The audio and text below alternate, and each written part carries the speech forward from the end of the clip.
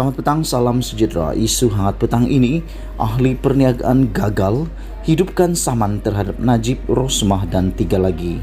Berita sepenuhnya.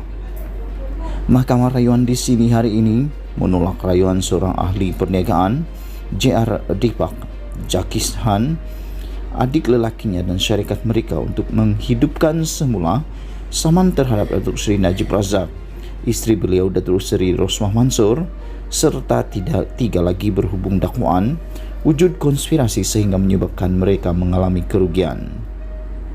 Hakim Datuk Azizah Nawawi yang menyampaikan keputusan panel 3 hakim itu berkata, tiada unsur penipuan, konspirasi, salah laku dan penyalahgunaan proses dalam kes itu seperti didakwa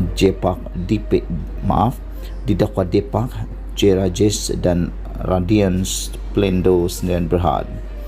Panel hakim itu turut membabitkan Datuk S. Nantan Balan dan Datuk C. Mi Chun memerintahkan kedua beradik serta syarikat membayar kos berjumlah RM80,000.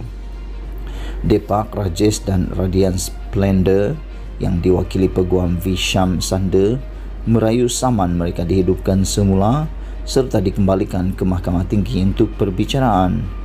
Saman mereka dibatalkan Hakim Mahkamah Tinggi Datuk Azimah Amar pada 13 Januari 2020 selepas beliau membenarkan permohonan Najib, Rosmah bekas pengerusi tabung haji Datuk Seri Abdul Aziz Abdurrahim, adik lelaki Najib iaitu Datuk Ahmad Johari dan bekas pengerusi Bank Rakyat Tan Sri Sukri Muhammad Saleh.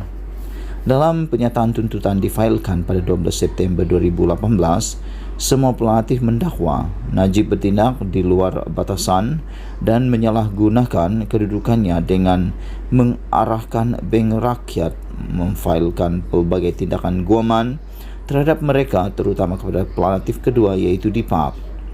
Deepak mendakwa ia bagi menghalangnya daripada memberi keterangan lisan secara jujur ketika perbicaraan kes sivil berhubung pembunuhan Altan Tuya Saribu membabitkan Najib, Rosmah dan Ahmad Johari.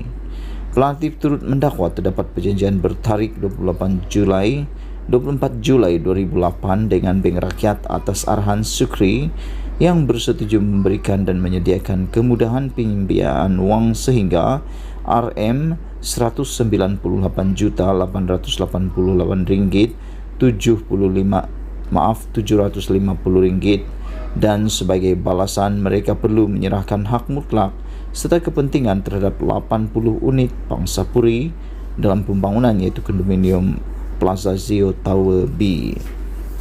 Dakwa pelantiff, semua defendant melakukan tort konspirasi, penipuan, penyalahgunaan proses atau dan pelakuan yang tidak mengikut undang-undang dalam mencapai perjanjian penyelesaian itu.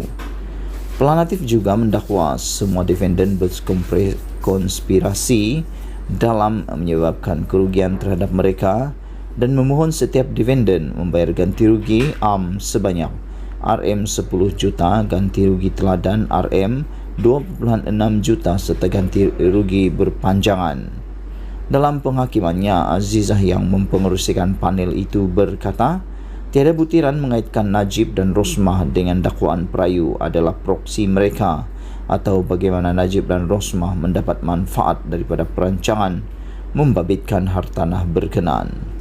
Beliau berkata, tiada perkaitan antara Abdul Aziz Ahmad Johari dan Sukri dengan dakwaan tort konspirasi, penipuan, salah laku dan penyalahgunaan proses. Pada prosiding hari ini yang berlangsung secara dalam talian, Mahkamah mendengar hujah Syam Sanda dan Peguam Datuk David Matthews yang mewakili Najib serta Rosmah, Dinesh Maskaran bagi pihak Ahmad Johari, Prores Royan Abdul Aziz dan Farah Suhadah Razali Sukri. Semua peguam responden berhujah rayuan itu perlu ditolak kerana saman difailkan terhadap anak guam mereka tidak dapat dipertahankan.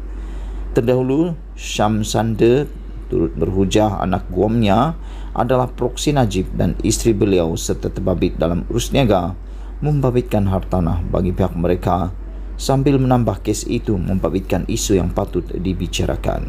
Sekian isu hangat petang ini. Jangan lupa tinggalkan komen Anda, sila tekan butang subscribe dan kita jumpa lagi. Bye-bye.